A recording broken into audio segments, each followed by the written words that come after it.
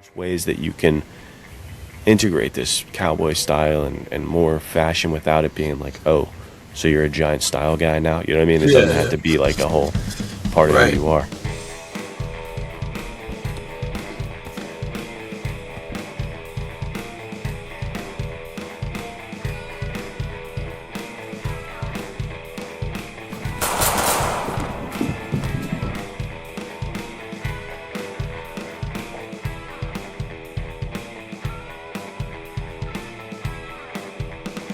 Welcome back to the Men's Adventure Fiction Podcast. We are back. It always feels like it's been too long since we last recorded a podcast, brother. How are you doing this morning? Doing well. Nice. I don't know if this is time neutral enough for you, but I'm going to see The Mummy Returns today. Dude, let's go. So I'm excited for that. So I feel like it's Tuesday, so like not even midweek, but the beginning of the week event like that is very unusual, and so it'll be fun. I imagine it could make the rest of the week feel slower, because putting a fun event right there on Tuesdays, odd choice, but that's when it was playing. So this is being pre-recorded because at this point in time I am hopefully climbing the Alps somewhere, which is pretty sick, and because of that I guess we can dive right into let's talk about The Mummy a little bit, because I was seeing a bunch of people want to see the first Mummy, I think, a couple weeks ago. One. Only the second one? Yeah, it's the 25th anniversary, I guess. Dude, that's crazy. For that. Yeah. That's crazy stuff, yeah. I guess we could do a quick little sidebar. What are you feeling about Mummy 4 coming out? Or I guess it's the new Mummy 3. Is that what they're saying? Because they're not acknowledging the third one? I don't know. I don't know what it'll be, but dude, it's crazy they're not acknowledging the third one. Do you think? I know you and I are both like, we enjoy the third one. I think people unfairly kind of scrutinize it. It's obviously the weakest. I don't even know if it is the weakest of the three, because the second one is flawed as well. Weak. You know what I mean? Like, it's got some wild CGI towards the end. If that's your problem with it, like whatever you want to have a problem with it, the second one has issues that the third one has as well. I think the very thing that keeps it down is the Evie recasting, obviously, but with not taking that as a knock against it, which maybe you just can't separate that enough. If you look at just the script and the movie they produced, I think it was fine. I think it was fun. So I like all three. I like the first one the most, and then I like the second two equally, probably. So I'm excited for the new one. Of course, it'll be different. I mean, is Brendan Fraser going to be in? Is he going to get in like Mummy shape again, or is this going to be a different take on Rick O'Connell? Because obviously he is older too, so that's going to factor in. But Indiana Jones never really stopped doing Indiana Jones stuff, I don't think. Yeah, be interesting. Yeah, it's interesting too, because I feel like Brendan Fraser really fell off for a while. You know, he's been massively successful the last maybe 3 to 5 years, but before that it was kind of just like, did he retire, or was he blacklisted somehow? You know, like he just disappeared off the face of the earth, I feel like. So usually when you have something like this happen, where they redo a series that's older, the characters, or the actors, have been a lot more relevant than I feel like Brendan Fraser and Rachel Weisz have been. So it's interesting that it's happening again. It's interesting that both the series and the actors kind of petered off, you know, and they're like, let's do it again. It's impossible almost. Yeah. There is a story behind why Brendan was missing for a while. That has something to do with like allegations and things like that you can look into. Not against him, but like things happening to him. Where then he did get blacklisted, kind of thing. I think, you know, you can look into that. But it is interesting that The Mummy seems to be so popular now, and I can't feel like that was the case before. You know what I mean? Like, are you of the same mind of me, where it feels like The Mummy is just rising in popularity day by day? Yeah. And it's always, when it comes to a streaming service that hits number one, it just doesn't seem like that's what it was earlier in my life. At the time, yeah. It's definitionally the cult classic, you know?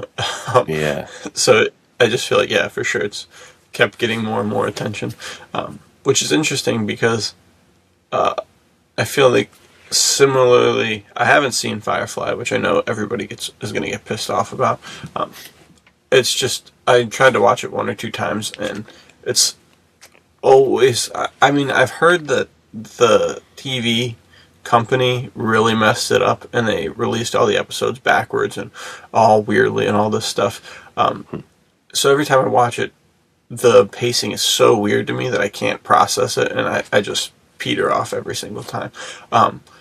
But that's coming back too, and I feel like the silhouettes of Rick O'Connell and whoever Nathan Fillion's characters is are pretty similar, and I wonder if that's like if part of that plays throughout the whole thing of kind of having like a cowboy looking adventurer guy as the lead has become something that's like a cult classic that people are longing for as like almost like comfort food storytelling kind of thing, you know, Right. which bodes well for this podcast and the stories that we tell.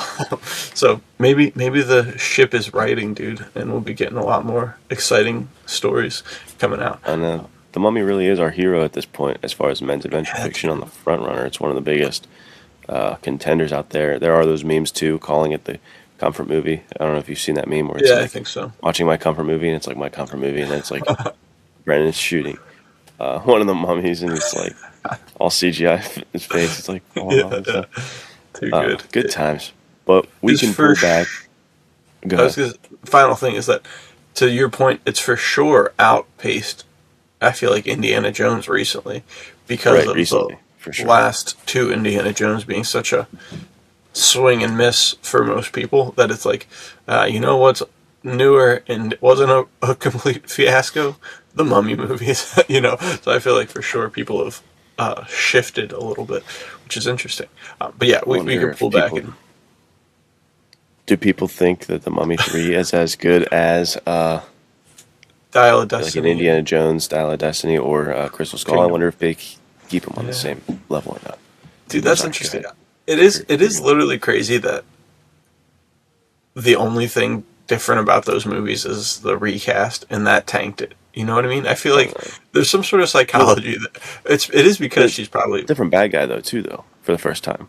It was that's true. Ancient like Egyptian mummies for the first two, and then you're going to was it China or something? Yeah, the third one. So Dragon Emperor, right? Was dude, it's a good movie. I digress. I think it's fun.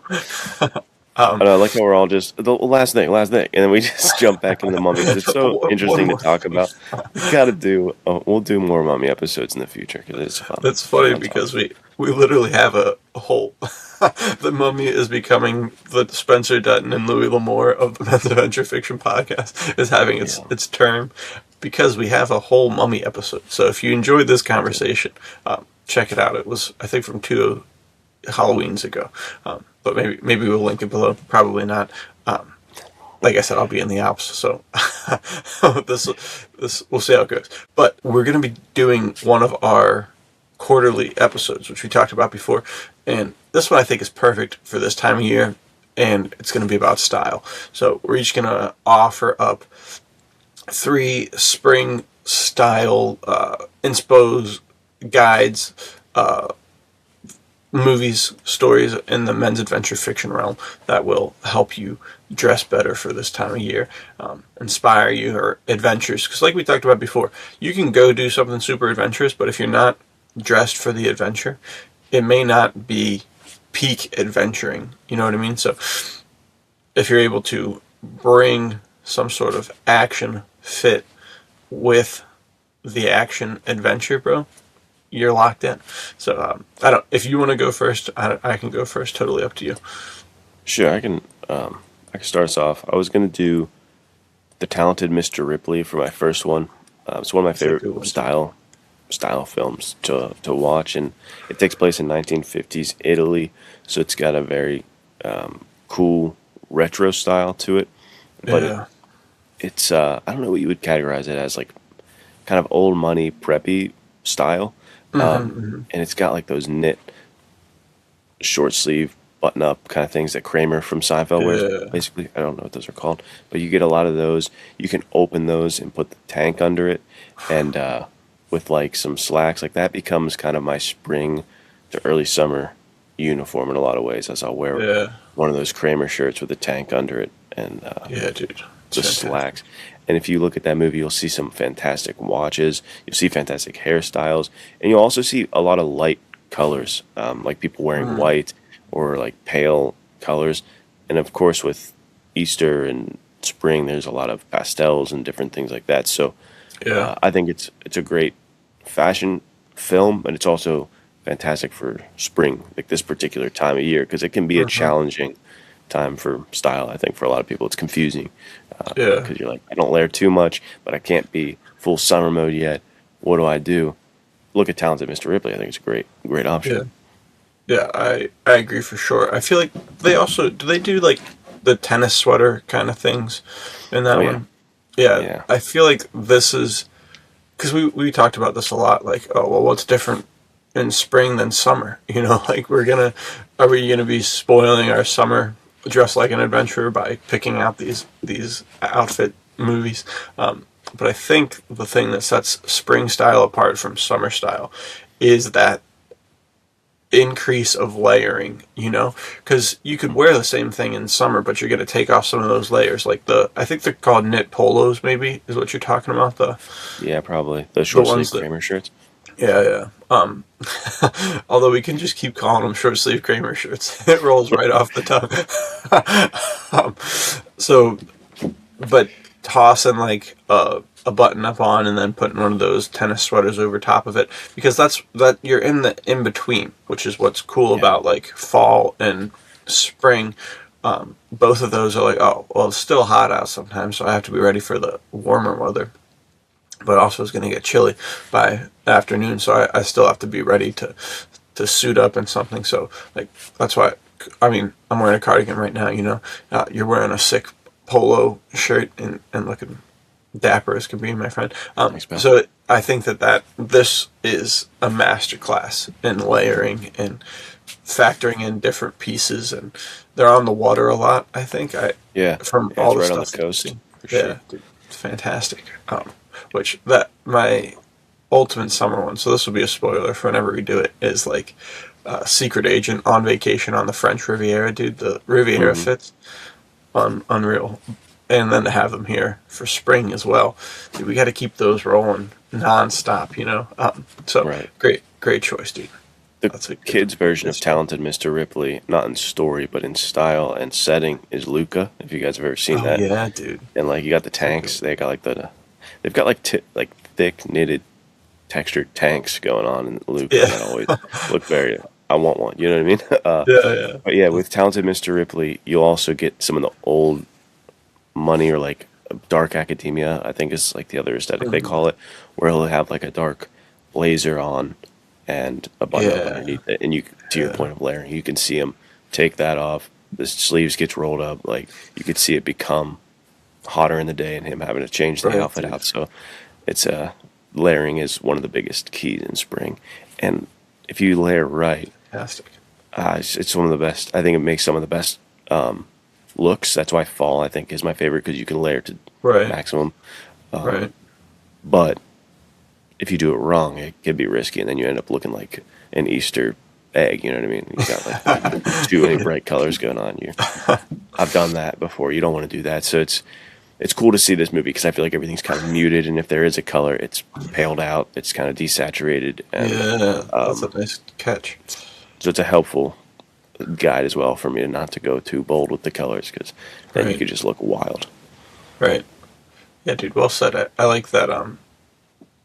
Desaturated. That's a cool call, because I think you're right. There's like, as it gets warmer, it's easier to do more color, and then to a certain point, you're like wearing a bright red shirt, and it's like, what is this? Like, what am I doing? I remember one time we were on vacation, and I had on a tank, and it was like a bright white tank, and then like a red Hawaiian Magnum PI kind of shirt, and a pair of like pinstriped gray pants, and I put on my green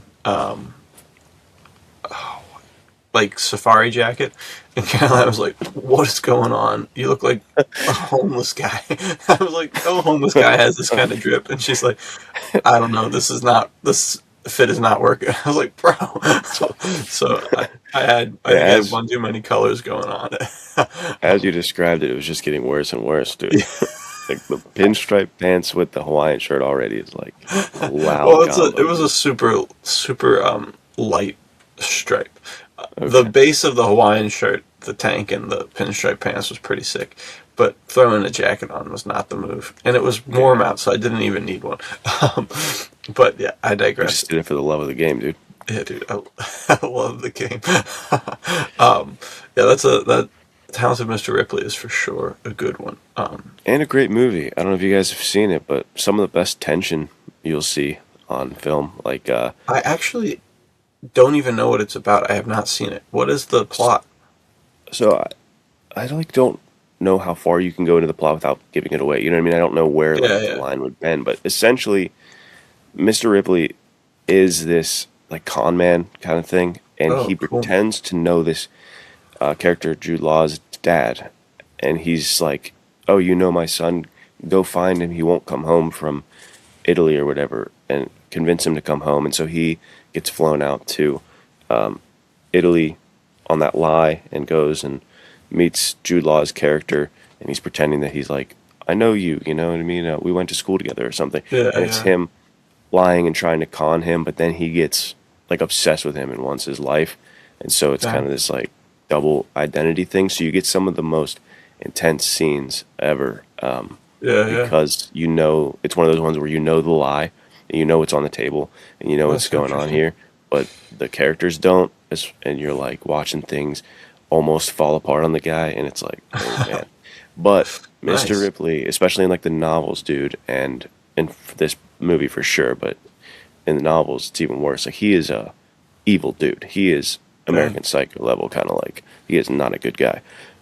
So he does some he does some things you cannot condone. Unhinged. So, it's a cool movie though. Yeah, I'll definitely have to check it out. If not for anything other than just the style. Just the style, dude. Because it's fantastic. Which I guess that takes us to my first one.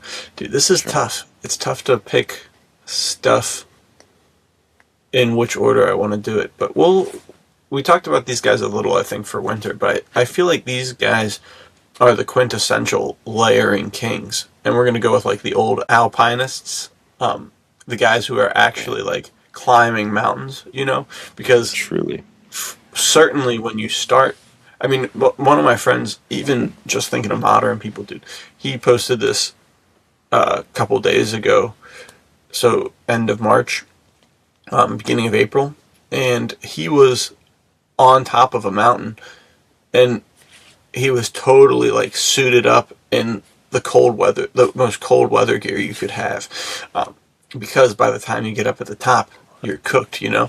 And I've seen other things where it's like people start the hike out with shorts on, and by the time they get to the top, they're in a parka and snow pants kind of deal. So these guys were kind of like the quintessential, like, okay, we'll start out, because that's the other thing that Louis L'Amour always talks about it, and we talked about it a little bit last time. You don't want to overlayer and then be out on an actual adventure where you need like to survive and start sweating through your clothes, because then you're cooked. Once your clothes are wet, you're frozen solid, you know.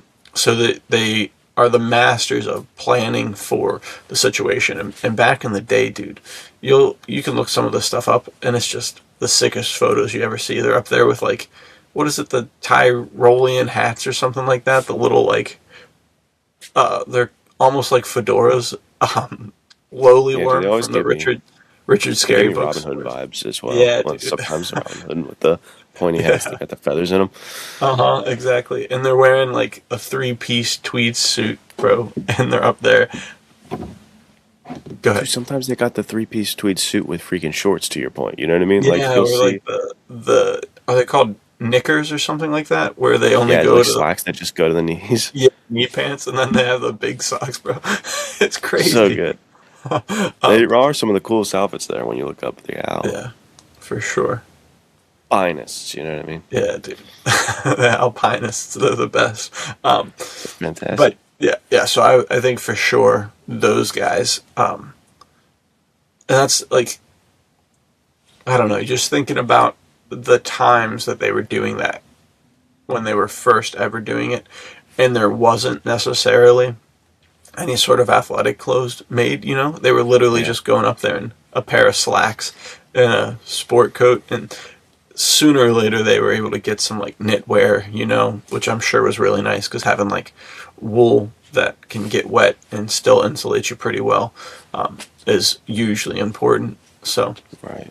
Yeah. Well, it shows you that you don't have to, like, that you can wear slacks and a nice clothes and still go be athletic. Like, you know, they're, especially, I get it if you paid a lot of money for your suit and stuff and you don't want to get it messy, but going to Goodwill or a thrift shop of any kind, getting a nice, affordable suit that you can take on adventures, to your point, just I don't know, if when you're feeling good and looking good and then going on an adventure, there is like a trifecta of outcome there where that makes you feel just so much better. I feel so much better if I'm going to go climb in slacks and like a blazer than I am if I just kind of look like every other guy from REI. I don't want to do that. Personal note, you know what I mean? Not as effective, clearly. Like the free solo guys aren't just like, let me get my suit, but I'm also not gonna be ever an effective climber. So let me just have fun at least, you know, and look good. Right.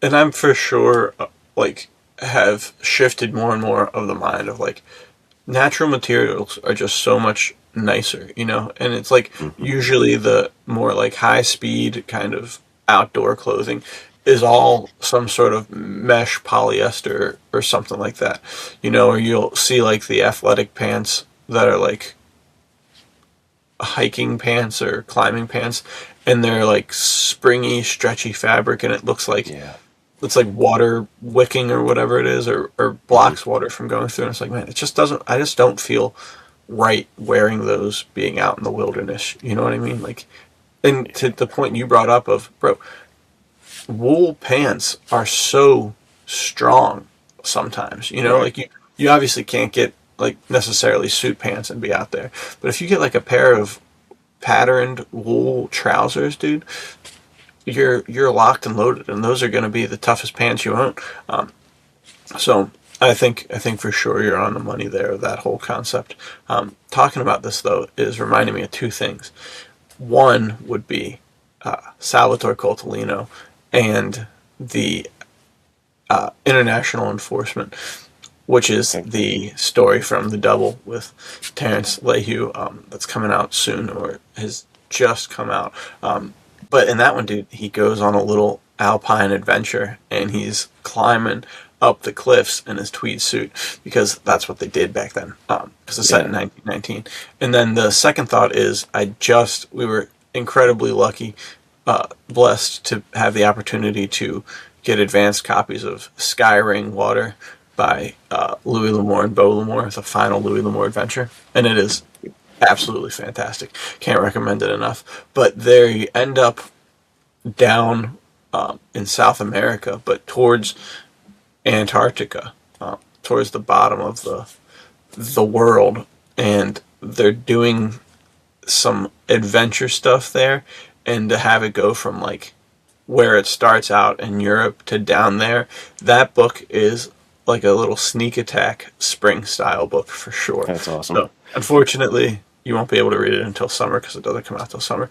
But just know that it's a 1960s Cold War era thriller with, I mean, just fantastic action, fantastic storytelling, and the style is perfect for this time of year. So just imagine what the 1960s Cold War era guys are wearing.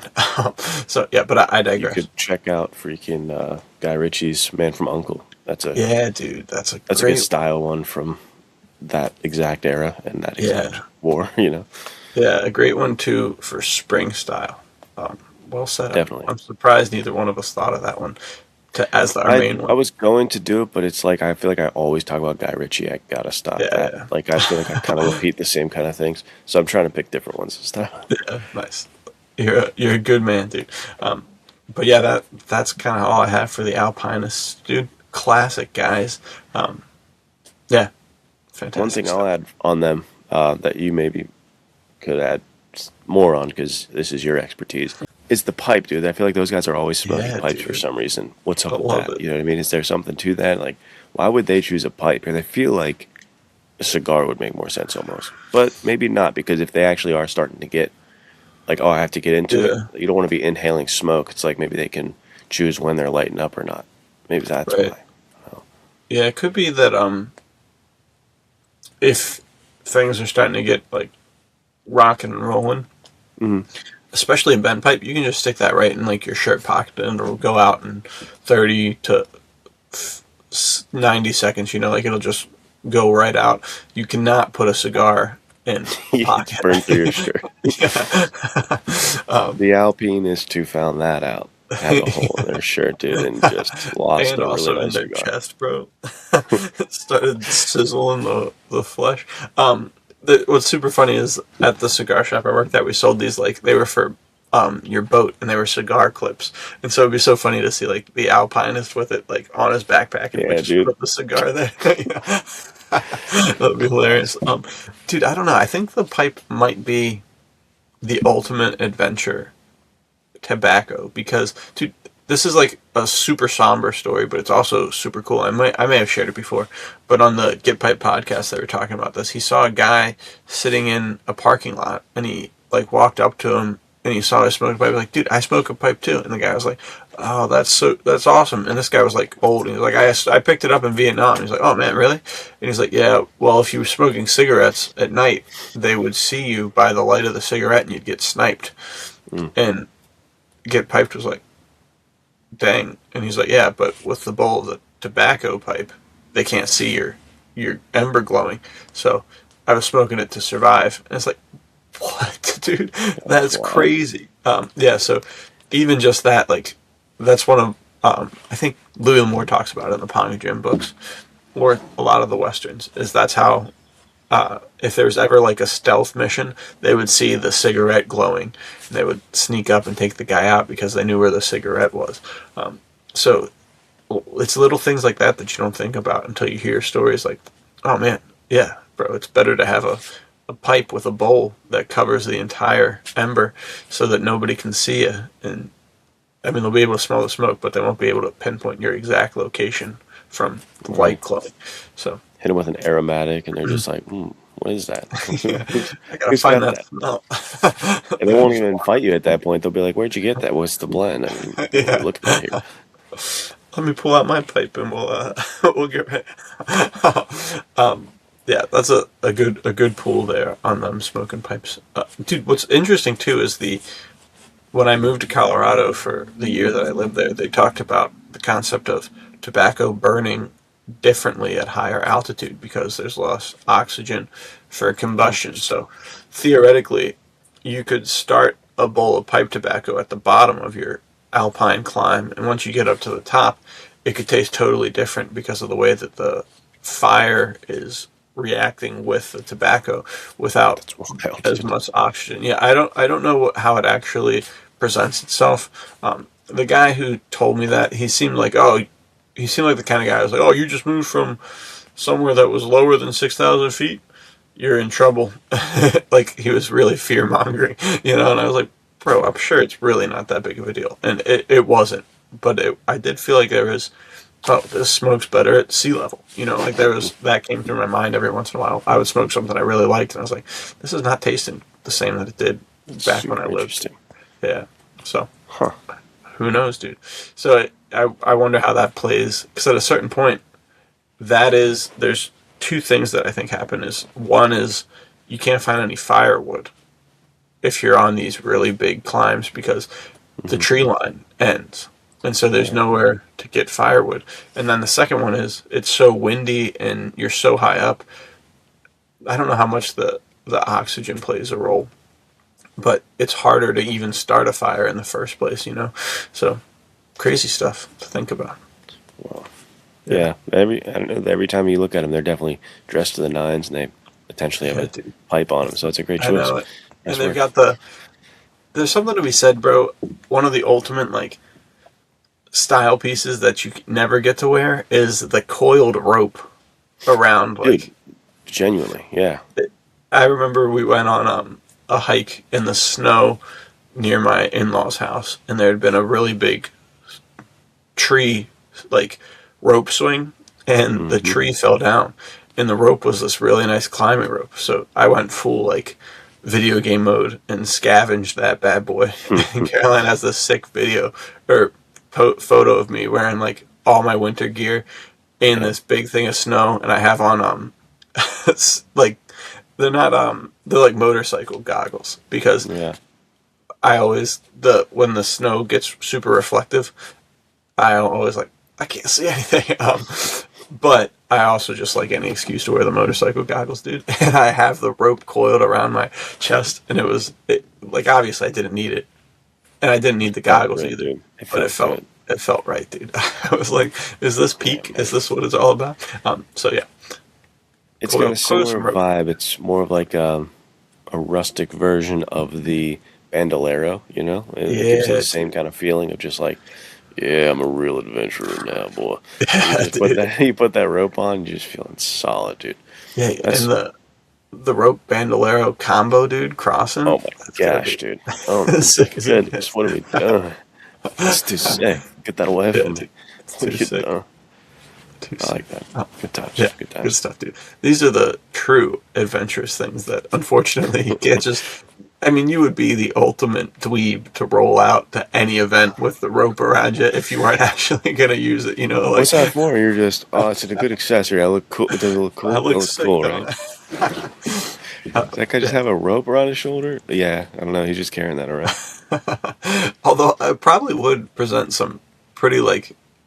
Obviously, I'm not encouraging you to make a coiled climbing rope part of your EDC, but I'm sure there would be times where you would be hugely important to everyone around you if you had a rope on you at all times. But well, the version of that, I feel like, is dweeby, because Casey sometimes talks about how important that... What is that stuff called? The paracord, dude. The paracord bracelet. Yeah. Paracord bracelets, dweebs. I don't like it. I don't like that. It's very useful. I get it, and it's awesome. Like, a lot of people that are great adventurers wear them. I just don't like it. I don't know. I don't like it. It's not the rope, dude. I think I have a personal vendetta because it's not the rope. Well, and that's the other thing too. I go back and forth all the time on the paracord stuff, because it's like, it's 550 cord, which means it can hold 550 pounds, right? Like, that's sick.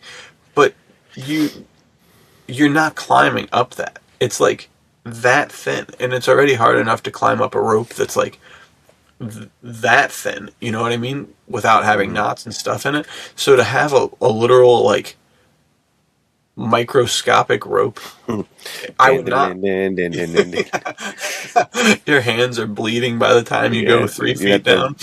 Like, grip strength. Even thinking of it like hooking it on to a rock and trying to, like, rappel in one of these sort of positions where it's like around your body. Yeah. It's just like, unless you have gloves, you might as well just have toothpicks in your fingers. I don't know. It doesn't. But it is super cool, and it's one of those things that I wish I had, like, one of the bracelets or something just thrown on my backpack, you know, so that if I really needed it, I would have it. But I agree. There's no way I'm wearing a paracord bracelet.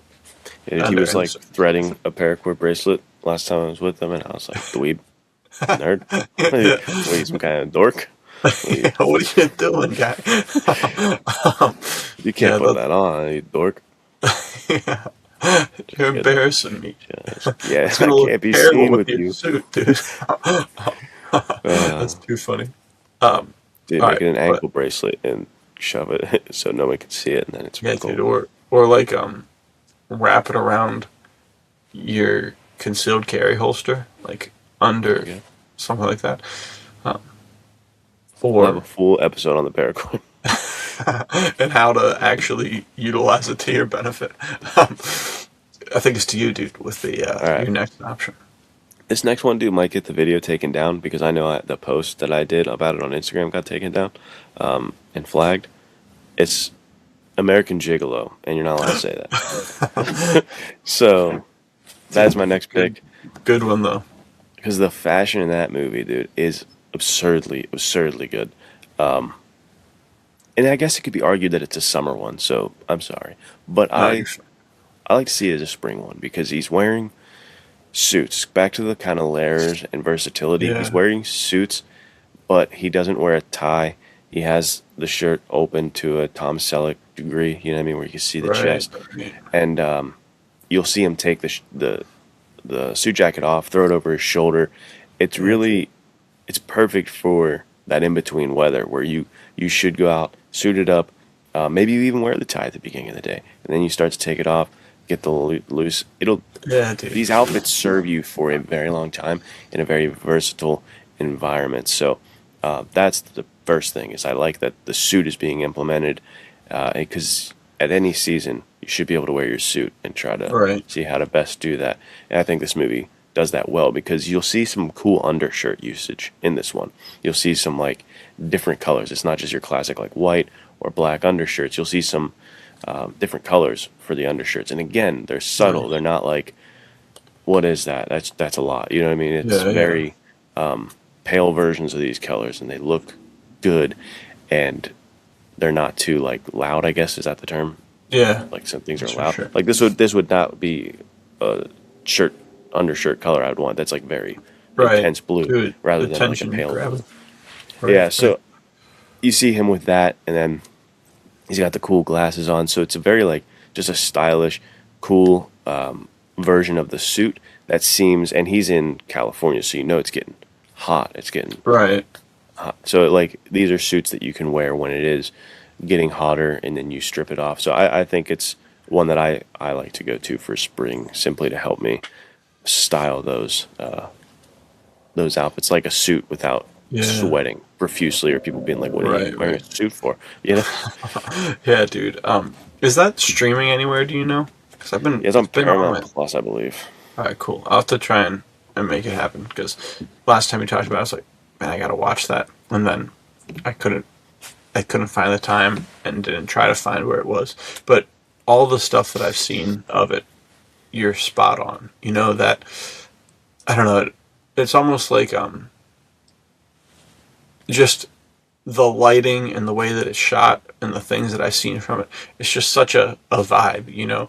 So to match the outfits and stuff and the different layering and the different handling of things is so cool. And I think that there's something to be said here too for like, usually when you think, okay, wear a suit, everybody's thinking very like formal or more precisely like this is for style and this is for like higher class, kind of like what we talked about before. There's so many suits that get lumped into the like stockbroker businessman thing where it's very serious, it's very bland because of that. But I feel like as what really takes a suit from being something that's like a uniform and restrictive to something that's actually like part of your personality and able to like adapt with you is the whole concept you just brought up of like, okay, we'll start with a tie and then don't be so like locked into the rules that every time you wear a suit you're like, well, I've got to wear a tie,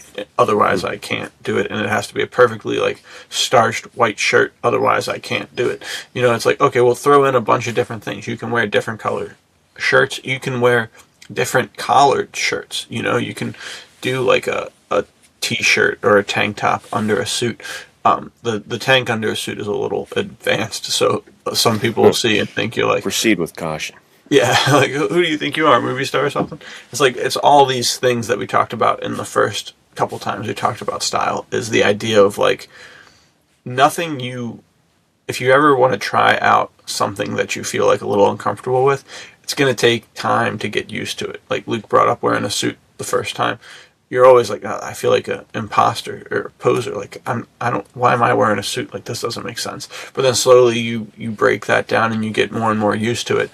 And then you might be at a point where you're like, I'm going to slip the tank in and see what it is. Or, because, I mean, we'll probably talk about this in the summer too. The Miami Vice style, dude, he's literally wearing like deeper neckline tanks under these white suits. And they're like the bright pastel pinks and blues, and he looks sick. I don't know how easy it is to pull that off now, you know, it's just like a regular guy who's not in Miami Vice.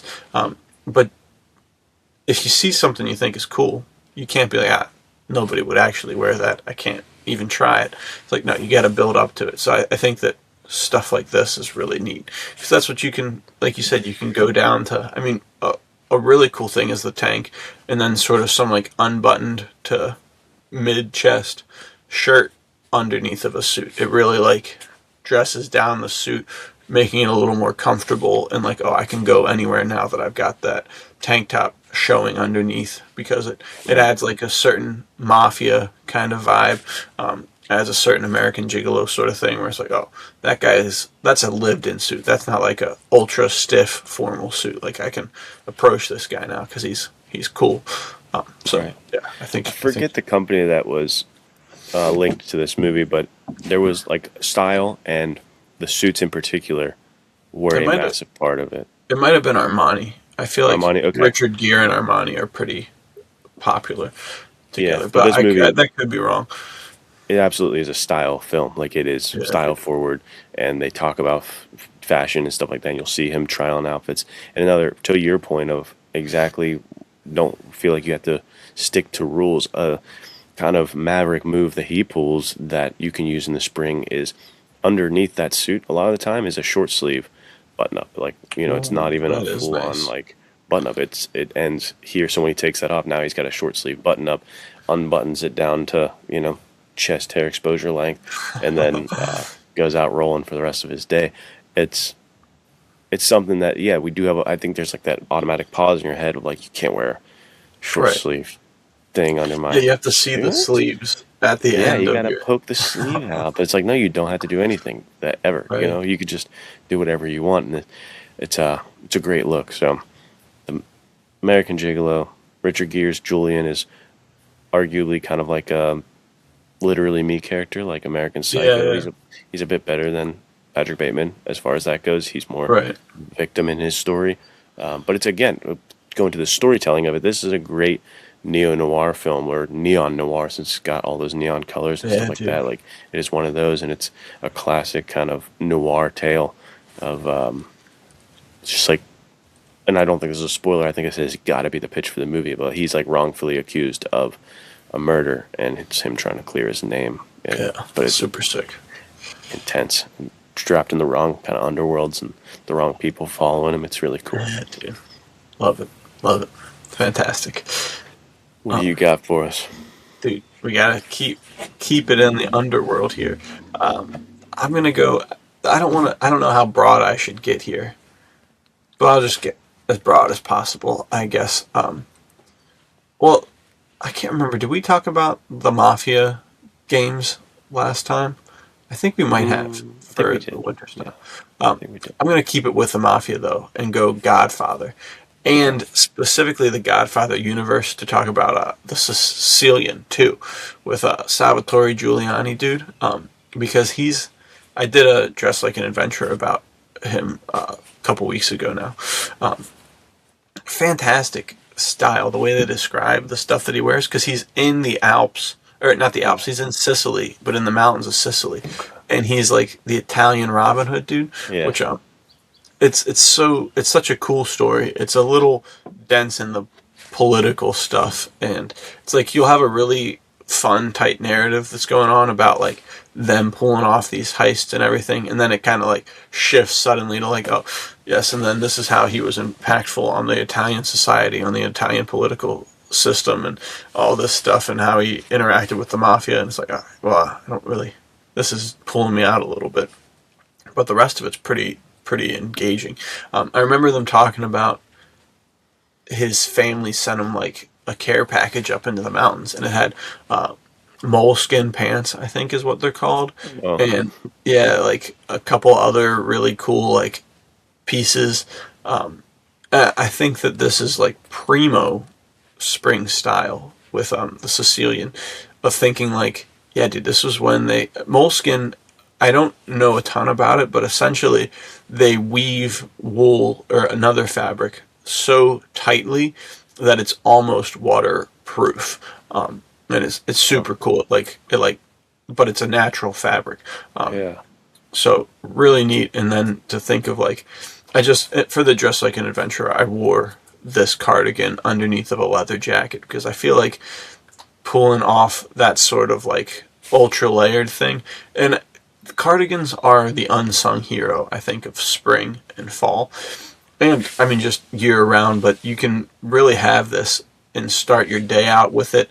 And if it gets warmer, toss it to the side.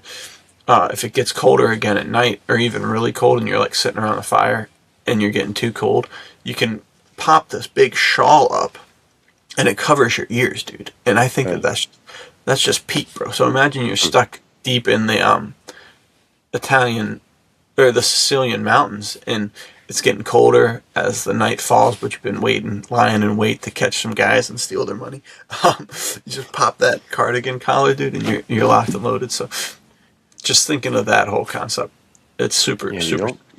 Don't fear outerwear in the spring. I know the Sicilian's movie adaptation, he wears a big old trench coat, and it's that is also kind of a one that doesn't get utilized in spring as much as it kind of could. And again, to forget the rules, you can put whatever. Dude, when I started putting whatever under a trench coat, it made me feel so cool. Like you can put different kinds of like t-shirts or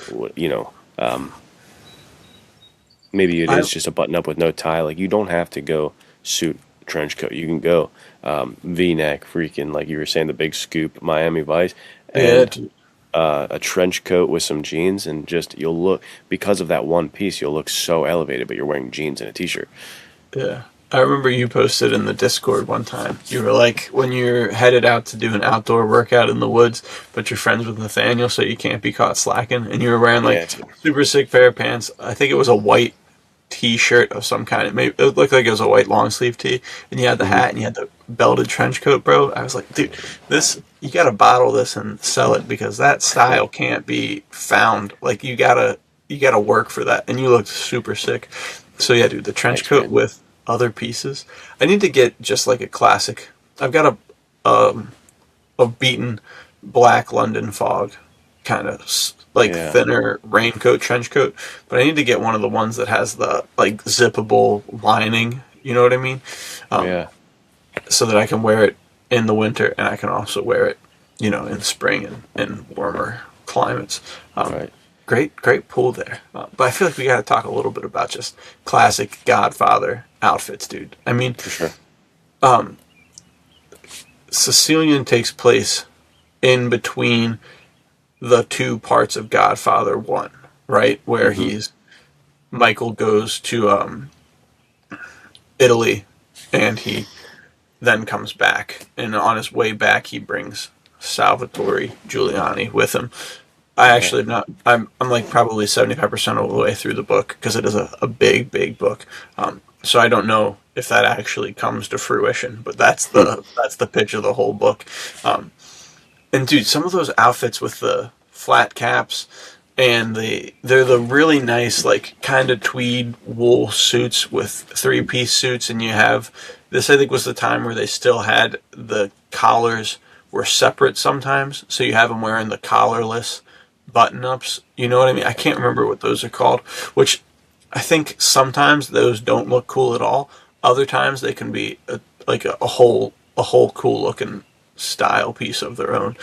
But yeah, there's something about seeing a mafia don or a mafiosi out there, and he's got the sleeves rolled, and he's wearing the vest of the 3-piece suit, and he's got his shirt unbuttoned a little bit, and he's carrying the jacket over there, and you can probably see the shoulder holster under the vest or over top of the vest, dude.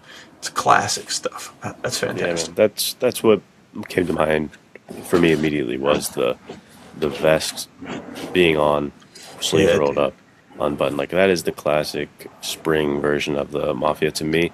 And then a layer under that is like that guy turning into Sonny Corleone in the first movie, kind of when they're making food, when he's just like tanked out, and then the suspendies are falling down. The suspendies are down, or the suspendies are up, but sometimes the suspendies are down. It just is such a cool look to have.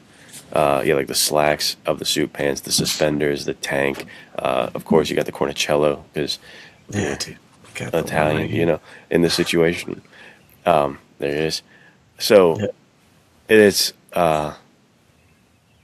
perfect, because we always talk about, like, back then, dude, their style was impeccable. People were dressing like this to go to baseball games, let alone Yeah, if dude. you're in the mafia, you're there to like show the power and the status and everything like that. So you really get top of the line Oh style from yeah. these guys. Oh yeah. And yeah, the whole Mafia series, as far as like, I mean, Godfather series, but also Hmm. Mafia Goodfellas is another spring Yeah, dude, for style one we sure. could have done as well. You could throw that in there because again, with the same thing I said with Talented Mr. Ripley, they also go with the Kramer shirts, opened tanks. Right. Like it's kind of a great mafioso looking vibe to it. Yeah, dude. So the mob dudes, they really understood fashion. They really get it. They're a big fan of style for sure. Yeah, for sure. Which the tank. A quick aside on the tank, dude.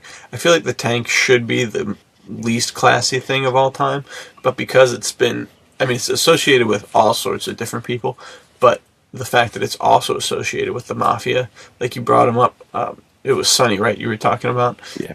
That's just classic. It's iconic stuff. So even something that's like kind of not any sort of upscale cool thing has, because of the association with the wealth and kind of decadence of the mafia, has become more of like you see somebody in a tank and you're like, is that guy Hmm. is that guy connected?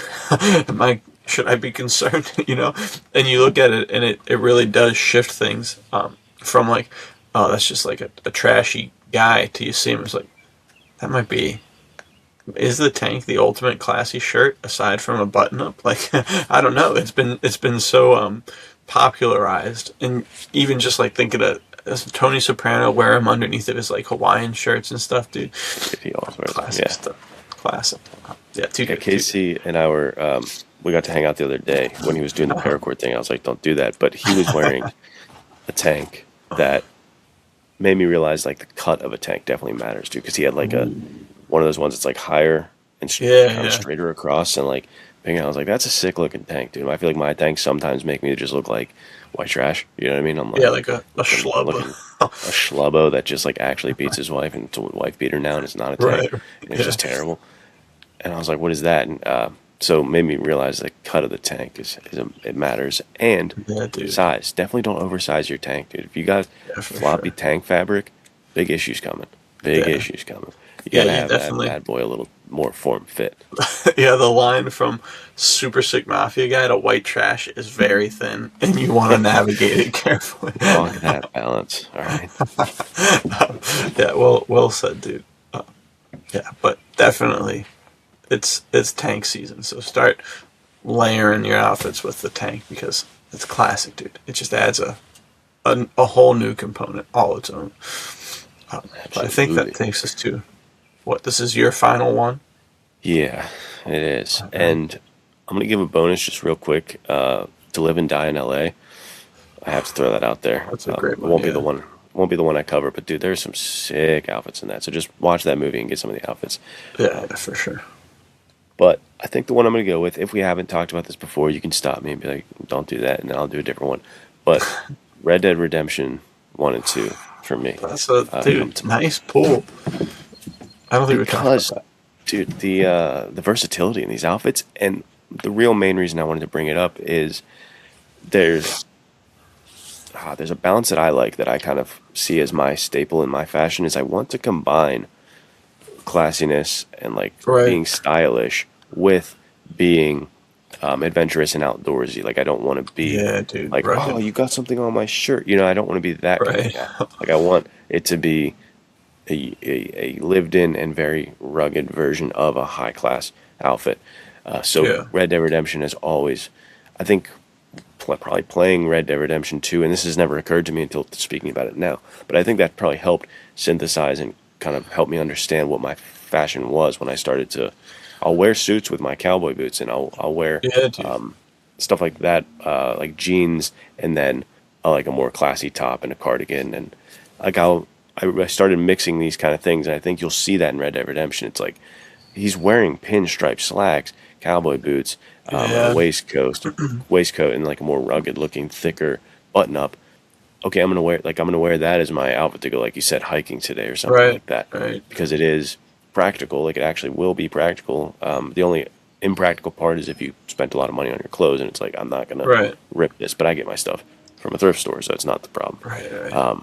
So I think it's a great way to blend those worlds of fashion, but you're not so like, you know, into it that you can't get dirty. You can't go out there and live your life, and you're just kind of there for show. I don't want to do that. Right, dude. That's a great one. Yeah, the cowboy style for sure is so. There's such a vast kind of array of what you can pick from. So to think of that is like, yeah, dude, they would wear those, I guess, broadcloth suits is what Louis L'Amour would always call them, you know, and that's just fantastic. And then they still have a suit with a 6-shooter, got to be one of the sickest things of all time. I love it, and that kind of gets back to the old trench coat conversation too. But they did the dusters back then, dude. Right. Fantastic. Just yeah, that's a really good pool there. And I don't know if I even would have thought about that, but it is for sure perfect for spring style. So good call, dude. Play Red Dead Redemption 2. I didn't ever finish it, but the part I got to obviously was right after the beginning. You're in winter, and then you're going into spring. So like the stuff that I remember from it and kind of where I was in it, he was definitely, you had to make sure you were not too cold but not too hot too. So it was balancing those layers, which again, outerwear is always massive. Like you can change the trajectory of your outfit via one jacket. You know, you can really elevate it and make it look super sick. And so getting interesting jackets, getting interesting pieces, and layering them with unexpected outfits, I think is a massive kind of theme we're like hitting on in this episode. It's like, yeah, for sure, forgetting the rules, falling into your own style, and mixing mixing things that wouldn't necessarily think go together, but taking that leap, and you might pull off some really sick outfits. And to your point of like the cowboy style being so versatile, look at every one of the 37 Taylor Sheridan shows. They have a fashion department. They have people working on that kind of stuff. You'll see great outfits. You'll see stuff that even people who are not as fashion forward as like Nathaniel and I, stuff that they can integrate, and it just makes them look nicer. Like I know the Carhartt jackets were huge for a while. You know, like just throwing those bad boys on and some jeans and like a button up. Like there's ways that you can integrate this cowboy style and more fashion without it being like, oh, so you're a giant style guy now. You know what I mean? It doesn't have to be like a whole part of who you are. Right. Yeah, that's well said, dude. It also makes me think about the other thing is the Henley undershirt, dude, that they would wear. Specifically, I feel like Charles Bronson is incredibly well known for this. Yeah, dude. Of wearing those, because he wore that as harmonica in Once Upon a Time in the West the whole time, and I think he wore one chopping wood in Magnificent Seven, dude. So even filtering that in, because the other thing, when you were describing the Red Dead 2 going into like the spring style, I just picture one of the classic outfits that's like locked in my mind is I feel like it's a striped blue shirt with a bandana of some kind over top of a Henley, and the striped blue shirt is rolled, and you have the long sleeve Henley underneath. And we talked about that before. It's just that's like a sick look, dude. And it's something that's not utilized a lot. Even like doing just rolling the sleeves and just getting a short sleeve button up and rolling that a little bit so it like contours to your arm a little better with a long sleeve Henley underneath, dude. There's something to be said about that, especially in this time of year. Too good. That's a great one, dude. And the waffle shirt too can be flip flop. Yeah, dude. Like the classic waffle. I'll wear that under suit shirts all the time, or not suit shirts, button up shirts these days. You know what I mean? Like this is prime time of the year for me to do that. And I've been trying to take my own advice and doing that with shirts that are clearly like dress shirts, and I'm like, you know what, I'm gonna try it with that, and it's working out. I think it works best with those.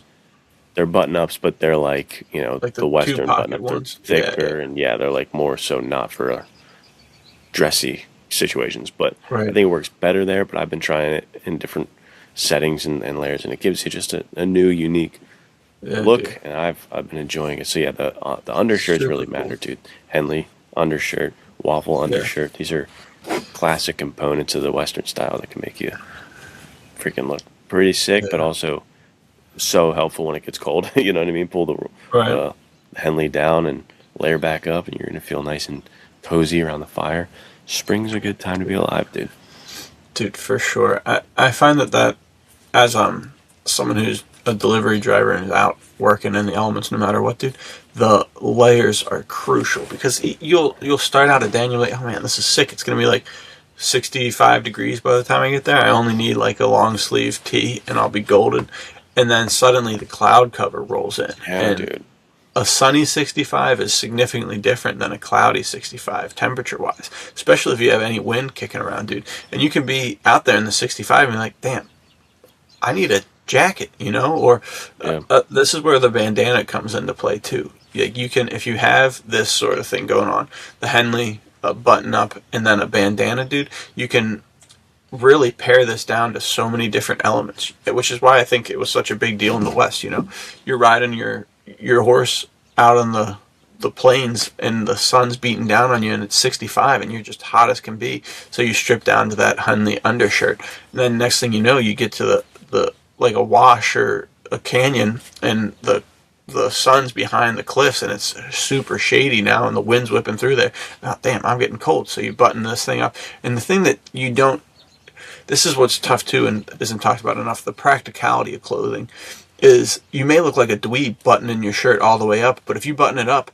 and pop your collar, you now have the neck coverage more. You know, and that's where this bandana comes into play too, is if I'm here and the wind's really whipping in there, you can tie your bandana around there and really cinch up that warmth into your neck because you're keeping your neck warm the whole time and you're closing that off. So it's stuff like that it's like, for sure, style and fashion are sick, but actual, like, the utility of clothing can't be talked about enough, you know what I mean? Like, it's just so sick to think, like, oh, well, collars are great, and they're for dressing well, but they're also their own built-in turtleneck, you know what I mean? So if your neck's getting cold, just pop your collar and wrap it around with something and you're golden. So, I mean, cowboy style is perfect for that concept of, like, utility. For those guys, it is all about practicality and utility. Right. It's not just for show. So that's a massive point and a massive kind of notch in the belt of Western style and Western way. I think that's why. I think it's why, you know, Yellowstone obviously helped, but I think it's why also it is so pervasive and getting more and more popular, is that people who live and work in the fields and like have more rugged jobs, they can wear that and it makes sense and it, you know, works for them and it actually is sustainable for your life, you know. Right, dude. What is this John situation called where you have the bandana tied like this on your neck? And it's got the two flip flaps going down. What's that called? I'm not sure. I think it's just like maybe a neckerchief. No, neckerchief. Ascot, I think, is its own thing. Yeah, okay. For sure. Because that is one I keep seeing. I feel like you did it, but I feel like people are now catching on. I feel like it's trying to come back. I feel like I've seen it more and more recently on like red carpets and stuff. It's making its new day in the sun, I think. That's the worst part about being like someone who's interested in style, but like old school style, is that everything comes back around. So you can start feeling like, man, am I chasing trends? And it's like, no, because I for sure felt like, oh man, I'm a follower trying to wear bandanas. But you can go back if you want right now on my Instagram, like 6, 7, 8, 9, 10 years ago, and you'll find stuff of me wearing a bandana around the neck, and it's like, okay, I guess I wasn't doing this. But you can see cultural shift back towards, like you said, the Western wear is super popular now, which I was like, oh, that's sick for me because I've been dressing like a cowboy since I was 10 years old, you know what I mean? Right. But it is, I think that's one of the things that gets like tough for maybe the viewer as you're watching this, is like, oh yeah, I do want to upgrade my style, but I don't want to be like a trend chaser, and I don't want to be like all these dweebs who are just like, I think it's the Me More Cowboy Than You song. They talk about like, which fantastic just melody to that song. But he says something about like, if you see cowboy hats and boots, chances are they're on daddy's dime. And he's just talking about how everybody is just, it's like almost like stolen valor but for like cowboy clothes, I think they talk about that a lot. It's like, yeah, you see one person wearing a Carhartt and a cowboy boots and a cowboy hat combo, and you're like, man, that's someone you don't want to say the wrong thing around because they're going to just clock you before anything else. And then you see another guy and they're like, this is the dweebiest, nerdiest guy I've ever seen. So the disparity between style and reality is pretty steep. So for you as the viewer who's like, oh, I would love to dress like a cowboy, but that would be inauthentic because I'm not a cowboy. It's like, sure, but if you were dressing like a cowboy to be like the influencers who are dressing that way, then don't do that. But if you're dressing like a cowboy to be like a John Wayne character or a Red Dead Redemption character, it's like those memes where it's always like, you're wearing Carhartt because you think that you're a cool, trendy guy. I'm wearing Carhartt because I watched a John Wayne movie years ago. We are not the same. You know what I mean? Like, there's for sure something to that. Your intention with what you wear is important. So all of that's to say, don't be like, oh, I can't wear that because I'll be a hipster. And it's like, no, if you're doing it for the right reasons, it's a totally different ballgame. Like, you shouldn't be wearing it because that's what the hipsters are wearing it. You should be wearing it because that's what your favorite adventure character wears. I think is where the shift comes. So yeah, I digress. You can't let anybody else dress you. You can't let anybody else tell you what to wear. Dude. You're a grown adult. Wear whatever you want. Who cares? You know what I mean? Everybody can go kick rocks. That's all I got on the Red Dead Redemption, but it is, I think, a treasure trove because they've got a million outfits in that game. I'm sure you could just look up bazillion outfits from that game. And the thing we didn't talk about enough about Western wear is the vest. But luckily, my final one is this one is a sneak attack, dude. I don't think we talked about it at all. Maybe I did bring it up, but this is the 1980s to 90s CIA operative guy. Yeah. Which is like, I think classically it happens in the Taylor Sheridan wrote them. I can't remember what they're called. The second one is Sicario? Yeah, dude. I think it's the guy who's in White Collar, or not White Collar, Burn Notice is in those, right? And he wears that operator fit. Yeah. Yeah, so it's I don't know what you would, I've seen them on the internet called tactical dads. Very hard to describe properly. But dude, they were always wearing the fishing vests. You can see like armies of these guys. They look sort of like accountants. They also look like the sickest guys of all time. And you know that they were actually like super sick. So they're usually wearing khakis of some kind. They're usually wearing some sort of button up, and then they throw that freaking fishing vest on, bro. It's almost enough for me to buy a fishing vest. I can't do it though. But a vest is a great piece this time of year because it adds that layer, and you could do like a some sort of insulated warmer vest. You could do literally the fishing vest. You could even do like a 3-piece suit vest and just toss it on top of something else, because vest is another great one that you'll see Hemingway wear a lot. Hunting vest, fantastic. And the other thing those guys would do would be, because I recently did one of these kind of inspired outfits for an upcoming Dress Like an Adventurer.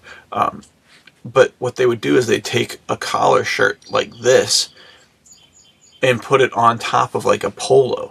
And then they would tuck both of them in with kind of the Ralph tuck, which, if you guys don't know what that is, it's when you have an undershirt and you have an overshirt and you don't button the overshirt at all, except for maybe the bottom button, and then you tuck it in.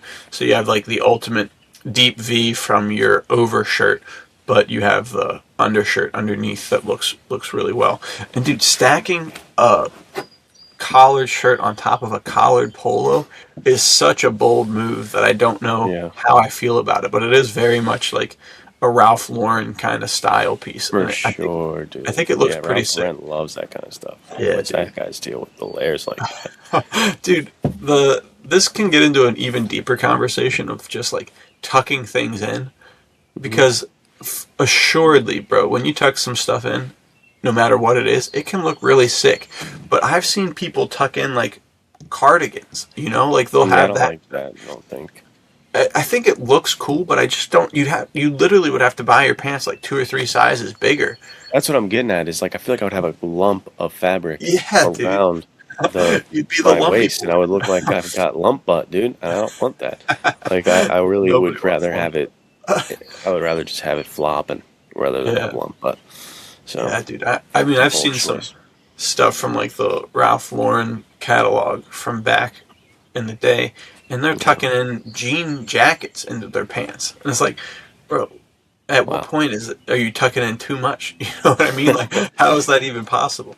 But for sure, you should work in a little more tucking into your everyday outfits because it does add stuff to it. The biggest problem is, and I'll say this as someone who conceal carries regularly, it's hard to conceal carry with a tucked in shirt if Yeah. your outer layer is not untucked in some way, because then you're like kind of tucking it around inside the waistband holster, and it's like if somebody's looking, they'll see, wait a minute, is that a clip hanging out from under your shirt, you know? So it's stuff like that that's a little tricky, but dude, the tuck, uh, Tuck is unreal. massive, dude, and it was a big seismic shift in my life because I would tuck when I was wearing like suits and stuff like that or Hmm. dress shirts and stuff, but I always felt like the biggest fraud, unable to tuck any other kind of outfit in my day to Yeah. day. And I remember like just like having to try to talk myself into tucking my t-shirt in to go to half price books, you know what I mean? As Yeah. I was probably like 20 or something, like 19, something like that. And I was like, people are going to know that I'm a loser fraud. I'm not supposed to be tucking my shirt. I'm not a dad or anything. And so I really had to talk myself into the tuck. But now that I am a tuck guy, dude, I can't ever go back to untuck. Like, Yeah, dude. there's something about just the tuck that makes you just feel, I don't know, Put just a real together. adult, dude, like a real put Yeah, for together sure. human being. You know, I feel so good Yeah. in the tuck. That's my element now. But it's so funny. I mean, it goes to show you that, like, to your point earlier of if you titrate yourself into this, if you work into it, you realize that this is like, oh, this feels so much better. This feels so natural. This is Right, exactly who I right. am. But there is a little bit of a lump of fear that's going to build in your throat, and that you're going to have to hurdle some of these things because I genuinely remember that, like being like, I can't, there's no way I can tuck, and being like, Yeah, dude. I like ripping it out before I got into the store, and being like, no, I'm an untuck, I'm an untuck, it's stupid, it's stupid, and then Yeah, dude. going in, I mean, that I feel I can think. I'm literally picturing it in my mind right now. An outfit that I wore that would have been super sick, but I didn't tuck my shirt in, and it looks terrible. You know what I mean? Like I can yeah, see it. And I think that that's the thing that shifts a one or two, like a pants and shirt is. It's hard to have that to be a super sick outfit if it's just single shirt, pair of pants. But dude, once you tuck it in, it really shifts it and makes it look 100% more put together, you know, which I think right, gets back to the whole idea you brought up earlier. I mean, these guys that we're talking about, the 90s CIA dudes, they would wear things that an accountant would wear, but they would wear them in such a way that they would not look like kind of like a dweeby, your classic dweeby accountant sort of thing. They would look super sick. And I mean, there's one shirt talking about the short sleeve button up, dude, that I got from the store, and I tried it on at the store, and I could see the vision. And I showed it to Caroline. She's like, "No, don't get that. You look like Walter White in a bad way." mm-hmm. I was like, "Trust me, trust me." And I have a picture of it that I did. I wore it to church one day, and I broke it down. I buttoned it up like almost all the way, and the sleeves are kind of puffed out, and it did not look Yeah, good. But then you unbutton it a little bit, you roll those sleeves up, and next thing you know, you're looking fantastic. You know what I mean? Like you're looking like an operator and not like a Walter White kind of guy. yeah, So that shift is super important, and I think that a lot of that comes with the tuck. You know, like I can grab a Henley and a pair of nice pants, and if I don't tuck in the Henley, I look like you're yeah, kind of just just jamoke, terrible. man, you're just Yeah, chilling, like Nick from New Girl, if you guys have ever watched that, like just a terrible guy who has no future, but then he ends up getting a future, but just like doesn't care about himself, has bad hygiene. You look terrible, and then next thing you know, you tuck that thing in, and everybody's like calling you sir suddenly, like, which I think you brought up a good point. Like it is maybe tucking in clothing is the ultimate dad move, which is why the first thing people are like giving you respect because you look like a dad now. Like right? you're somebody's dad. I can't talk to you like you're nobody. So yeah, it's good pool there, dude, about the learning to tuck in your clothes and seeing how it goes. But And the then again, operative, go ahead. I don't want to I cut was you gonna off. say, don't start tucking in cardigans unless you're really I don't want to do that. confident in that, dude. I don't know. I can't. I'm having a hard time getting behind that. Sorry, go on. You said the I was going to operative. say with the operatives, I feel like I have to give a disclaimer of like it was a true story and it's like real heroes, and I'm not trying to just be like the fashion though. It's a very intense story, but 13 Hours has some of the coolest like Yeah, dude. uh, they're like contractors, and Yeah, they dude. have a lot of those outfits in there. They're just sprinkled around throughout. So obviously, watch it with a more somber tone because it is a true story, and Right. these dudes went through a lot. But you can grab some sick fashion while you're there. All right, that's all I'm Yeah, saying. dude. There's some great style in that as well of that kind of yeah. What did you say? Like the dad thing, the Tactical dad, I think is tactical what I dad saw. dude. Absolutely looks like tactical dads everywhere, bro. It Yeah. looks like a barbecue of tactical dads. You know, when they're in Yeah, those dude. scenes going back to like the base camp and everybody's like working out in the Yeah. background and people are having conversations. It's yeah, classic outfits in those scenes. Yeah. Dude, it is super sick. I don't know. I don't. The Sicario reference, I did not like how Josh Brolin dressed, where he's wearing like flip flops and the kind Yeah, of man. tactical outfit. You Not a totally fan of the flops, bro. um, it's just so impractical. I mean, I'm wearing boat shoes, and I was actually wearing. Well, I was on a walk with my daughters and my wife yesterday in the boat shoes, and my oldest daughter was rolling. They had like scoot bikes, and she was rolling down the road. I was like, bro, if I had to run after her, if she was like about to drive into the street on her bike, it would be so hard to do, even with these boat shoes that have a heel. With the flops, dude, there's no chance. Like if you're a CIA operative wearing flops and you somehow get into a firefight, what are you doing? Going barefoot? Like how are you getting out of that situation alive with just yeah. like exclusively based upon your feet alone? You know, like it's just so tough. That is a question beyond my knowledge, dude. But I can tell you that we can we can give an example of what not to do and horrible versions of all of this that we talked about by discussing what I would have worn in high school at springtime, dude. Because you mentioned the boat shoes. It was everyday boat shoes. It Yeah. was pastel bright shorts and Oh then yeah, like the a classic Vineyard like Vines bright vineyard button vines. up Yes, dude. untucked for some reason, Yes, dude. just So draped sweet. over the pants, and then your backwards bright hat like this kind of thing, but Yeah, dude. backwards, and it's Ralph Lauren. And it's like, I'm sick, dude. And it's like, no, you look awful, my guy. You look Yeah. terrifying. So That's for that's sure. what not to do. The Annapolis special, I think, is Annapolis was a huge Vineyard Vines place for a while. So Yeah, that's for sure a thing. Like people, I think, still dress that way.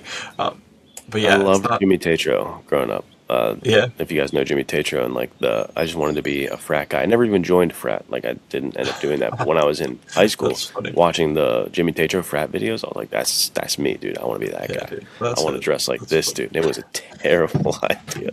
Yeah, dude, it's so funny. It's so interesting how throughout all life, your outfit inspiration is kind of taken from people you look up to or want to Yeah, be more like. So yeah, definitely. Patrick You Bateman was gotta. in there. That's why I wore suits back in high school. I was like, I'm Yeah, Patrick Bateman, actually. It's like, you're that's not. literally You're a me. dweeb. Oh, yeah, dude. But this was fun, dude. It's One fun. final thing on the tactical guys, dude. Um, Oddly enough, the other huge segment of people who wear fishing vests out of context are pipe smokers, dude.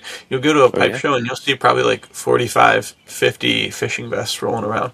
Is And it you because gotta they're think, old dudes, or is it have something to do with the pipes?